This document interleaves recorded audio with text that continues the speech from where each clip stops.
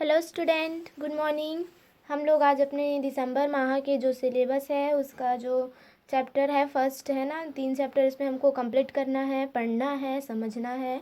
ये हमारे बायो भाग से हैं और बायो भाग से हैं तो आई होप बहुत जल्दी आप लोग को सबको समझ में आएगा। तो चलिए फिर हम तो बुक से ही स्टार्ट करेंगे पढ़ाई, ठीक है। बीच बीच में आपको ब्लैक बोर्ड पर भी इसको कुछ कुछ पॉइंट्स को समझाया जाएगा, तो आप लोग बुक ओपन करके अच्छे से पढ़ाई कीजिएगा और इसको समझिएगा। तो अभी हमारा अध्याय है अध्याय 5, चूँकि ये सिलेबस जो है दिसंबर माह का है, ठीक है। और बीच बीच से आपको टॉपिक्स मतलब सिलेबस के लिए अध्याय चुने गए हैं तो उसी के अकॉर्डिंग हमको स्टडी करना है।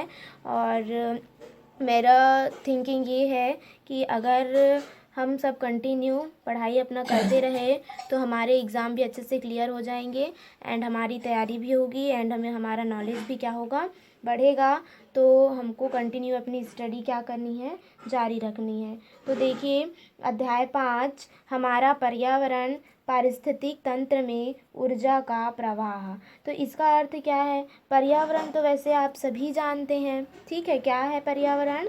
हमारे आसपास के वातावरण को, ठीक है, पर्यावरण कहते हैं। हम जिस परिवेश में रहते हैं, ठीक है, ओके, हम जिस परिवेश में रहते हैं उसे पर्यावरण कहते हैं। और ये पर्यावरण जहाँ हम रहते हैं वहाँ हमारी सभी आवश्यकताओं की क्या होती है, पूर्ति होती है ना। तो ये हमारा क्या है, पर्यावरण है। यानी हम क्या कह सकते हैं, जिस परिवेश में हम क्या करते हैं, रहते हैं, अपना जीवन यापन करते हैं, हमारे आसपास चारों ओर का वातावरण ही हमारा क्या है, पर्यावरण है। अब पारिस्थितिक तंत्र में ऊर्जा का प्रवाह, इस टॉपिक पे बात किया गया है। तो पारिस्थितिक तंत्र में ऊर्जा का प्रवाह, ऊर्जा जो हमें सूर्य से प्राप्त होती है, ठीक है, जो हमें भोजन से प्राप्त होती है, उसका जो प्रवाह है कैसे होता है, इस चैप्टर में हमको पढ़ना है। तो हमने 9th क्लास में तो पढ़ा है कानी मछली के बारे में, ठीक है, जो कहाँ रहती है, कुटुम्ब सर की जो गुफा है वहाँ पाई जाती है। यानी जो जीव जहाँ पे रहता है वो उसका क्या कहलाता है, आवास कहलाता है ना। कानी मछली कहाँ रहती है, कुटुम्ब सर की गुफा में, उसका प्राकृतिक वो आवास है, ठीक है। हमने कई जीवों के बारे में भी क्या किया था, पढ़ा था। तो आवास के बारे में तो आपको क्लियर हो गया होगा कि जीव जंतु जिस जगह पे रहते हैं और अपना भरण पोषण यानी पालन पोषण करते हैं वो उनका क्या कहलाता है, आवास कहलाता है, ठीक है। अब आवास के बारे में भी हमने पढ़ा है। इसमें और आपको सुनने को आएंगे जैविक घटक और अजैविक घटक। क्या है जैविक घटक और अजैविक घटक? जैविक मतलब सभी जीव जंतु और पेड़ पौधे, और अजैविक मतलब मृदा है, ताप है, दाब है ना, आपकी ऊर्जा है। ये सारी चीज़ें कैसे घटक है, अजैविक घटक है। तो आवास से यानी जहाँ हम रहते हैं वहाँ से जैविक और अजैविक घटकों का बहुत अधिक गहरा संबंध होता है, अंतर संबंध होता है। देखिए जो जैविक है ना, वो अजैविक घटकों के बिना नहीं रह सकते। क्या हम ताप दाप के बिना अपना जीवन यापन, क्या हम खाने को खाएंगे और हम अपना जीवन यापन करेंगे क्या? क्या हमें ऊर्जा की आवश्यकता नहीं है?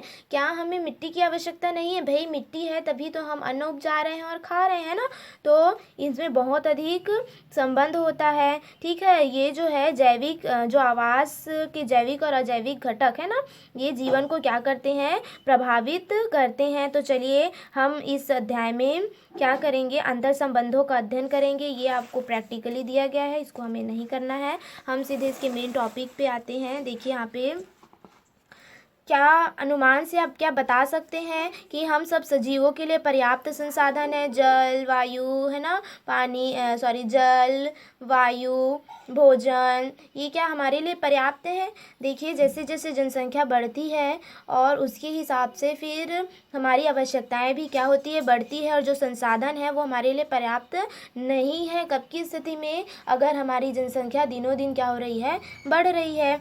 आगे देखिए, किसी पर्यावरण के छोटे बड़े सभी जीव जंतु भोजन, प्रजनन और सुरक्षा जैसी आधारभूत आवश्यकताओं के लिए निर्जीव घटक, जिसको क्या बोलते हैं, जैविक घटक पर निर्भर रहते हैं। मैं पहले ही आपको बताई हूँ कि हम सभी जैविक घटक, हम सभी सजीव भोजन के लिए, प्रजनन, अपने समान जीव उत्पन्न करने, है ना, और सुरक्षा जैसी आधारभूत आवश्यकताओं के, अपनी सुरक्षताओं के लिए हम निर्जीव वस्तुओं पर क्या रहते हैं, निर्भर रहते हैं। और पर्यावरण और जीवों के बीच, है ना, पर्यावरण हमारा परिवेश और हम सब जीवों के बीच की इस निर्भरता को हम दो आधार पर बता सकते हैं। पहला, सजीव घटकों के बीच निर्भरता, ठीक है, विभिन्न प्राणियों में भोजन संबंध, जिसका अध्ययन हम किसके द्वारा करते हैं, खाद्य श्रृंखला। खाद्य श्रृंखला मैंने जो उत्पादक होता है उसको, है ना, फिर प्राथमिक मतलब जो उत्पादक होता है उसको उपभोक्ता के द्वारा ग्रहण किया जाता है। जैसे पेड़ पौधों के द्वारा जो भोजन बनता है ना, और पेड़ पौधों को कौन खाते हैं, कीट, है ना, और कीट को और उससे बड़े जीव जंतु। तो इस तरह से जो खाद्य श्रृंखला है वो चलती है, ठीक है।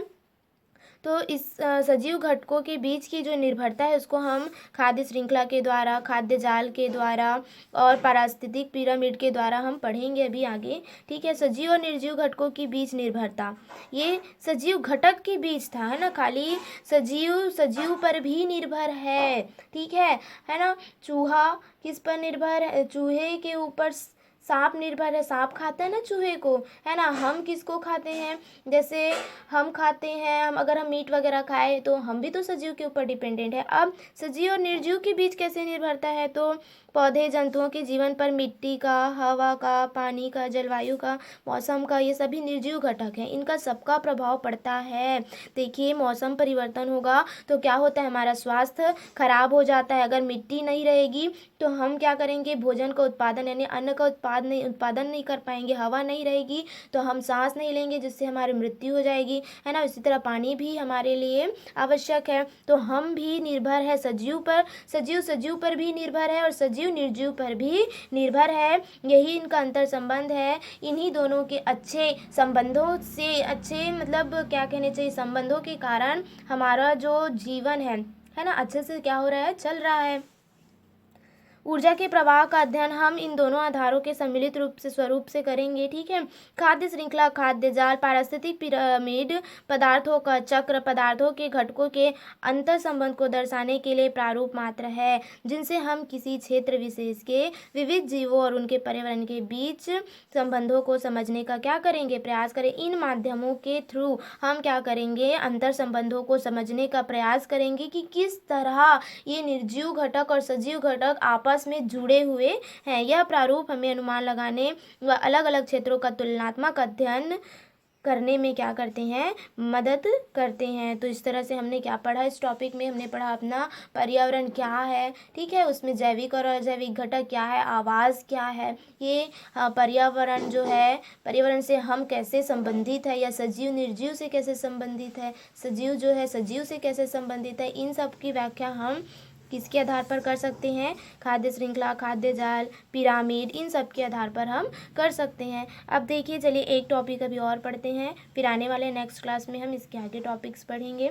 ठीक है। तो आपको इतना तो समझ में आ गया कि पर्यावरण क्या है, आवाज़ क्या है, ठीक है। अब देखते हैं आगे। तो मीनिंग ऑफ इकोसिस्टम, पारिस्थितिक तंत्र से अभिप्राय, मतलब पारिस्थितिक तंत्र से हम क्या समझते हैं, हमको पढ़ना है, ठीक है। तो प्रकृति के घटकों में अंतर संबंध के कारण अपने आप संचालित एक व्यवस्था बन जाती, सही है। प्रकृति में प्राकृतिक घटनाएं होती रहती है, जिसके कारण एक व्यवस्था खुद ब खुद निर्मित हो जाती है, जिसे हम क्या कहते हैं, पारिस्थितिक तंत्र कहते हैं। सबका अपना अपना पारिस्थितिक तंत्र होता है, तालाब का पारिस्थितिक तंत्र होता है ना, नदी का पारिस्थितिक, सभी निर्जीव घटकों का अपना अलग अलग क्या होता है, पारिस्थितिक तंत्र होता है। प्राकृतिक घटनाएं होती है जिसकी वजह से पारिस्थितिक तंत्र का निर्माण होता है, व्यवस्था बनती है, ठीक है। यह कतई जरूरी नहीं है कि यह व्यवस्था निरंतर एक जैसी बनी रहे, सही बात है, ठीक है। जरूरी नहीं है कि ये जो व्यवस्था बनी है वो हमेशा के लिए एक जैसी ही रहे, वो चेंज भी हो सकती है। प्राकृतिक परिघटनाओं के फलस्वरूप इनमें लगातार बदलाव आता रहता है। कभी तालाब सूखा है तो कभी पानी आएगा तो पानी दूर तक के फैलेगा, जिससे आपको तालाब लगेगा कि यहाँ बहुत दूर तक फैला हुआ है ना। मानवीय हस्तक्षेप से भी इनमें व्यापक परिवर्तन आता है। ये भी बात सही है। हम मानव जो है शांत तो नहीं रहते हैं ना, स्थिर रहते हैं क्या? नहीं, किसी चीज़ को देखकर उसके बारे में जानने के लिए या फिर उसको सुधारने के लिए या फिर उसमें गलतियाँ ढूंढने के लिए हम तत्पर रहते हैं। तो हम क्या करते हैं? हस्तक्षेप करते हैं। इकोसिस्टम अर्थात पारिस्थितिक तंत्र का सबसे पहला उपयोग, ये इम्पॉर्टेंट है, एजी टेंसले ने किया था। मोस्ट इम्पॉर्टेंट टॉपिक है ये, है ना, पॉइंट है कहना चाहिए कि पारिस्थितिक तंत्र का जो प्रयोग है वो उसने किसने किया था? आपके एजी टेंसले ने किया था। टेंसले के अनुसार पर्यावरण का अध्ययन उनके सभी जैविक और अजैविक घटकों के अंतर संबंधों पर आधार पर बनी एक व्यवस्था अर्थात पारिस्थितिक तंत्र के रूप में किया जाना चाहिए। तो कुल मिलाकर के इसमें ये कहा है जो टेंसले ने, वो बताया कि जो हम जैविक और अजैविक घटकों के अंतर संबंधों का अध्ययन करेंगे वो हम पारिस्थितिक तंत्र के आधार पर करेंगे। इनके अंतर संबंधों के कारण ही पारिस्थितिक तंत्र का क्या होता है? निर्माण होता है। हम उसी के रूप में उसका अध्ययन करेंगे। किसी क्षेत्र विशेष के जैविक समुदाय के साथ अजैविक घटकों के अंतर संबंध तथा उनमें होने वाले फेरबदल के विस्तृत अध्ययन को क्या कहा जाता है? पारिस्थितिक तंत्र कहा जाता है। तो सरसरी तौर पर, मोटे मोटे तौर पर मैं आपको फिर से बताना चाहूँगी कि पारिस्थितिक तंत्र क्या है, कि हम क्या कहना चाहिए? अंतर संबंध, जैविक और अजैविक घटकों के मध्य अंतर संबंध होता है और उसमें हस्तक्षेप होता है या बदलाव होता है प्राकृतिक घटनाओं के कारण या मानव के कारण। तो उनके द्वारा जो निर्मित अध्ययन, जो निर्मित व्यवस्था होती है, ठीक है, वो क्या कहलाता है? पारिस्थितिक तंत्र कहलाता है। अब हम पारिस्थितिक तंत्र में किसका अध्ययन कर सकते हैं? ठीक है, तो किसी पारिस्थितिक तंत्र का अध्ययन, हमको किसी भी पारिस्थितिक तंत्र का अध्ययन करना है तो हम क्या करेंगे? किसी पेड़, बगीचे, खेत, तालाब, गुफा, जंगल, ये सारे पारिस्थितिक तंत्र निर्मित करते हैं। ठीक है, इनके इलाकों का हम अध्ययन कर सकते हैं। हम कानी मछली के आवास के पारिस्थितिक तंत्र का भी अध्ययन कर सकते हैं। ठीक है, और तो और ये भी बताया गया है एक बड़ा पारिस्थितिक तंत्र समुद्र है।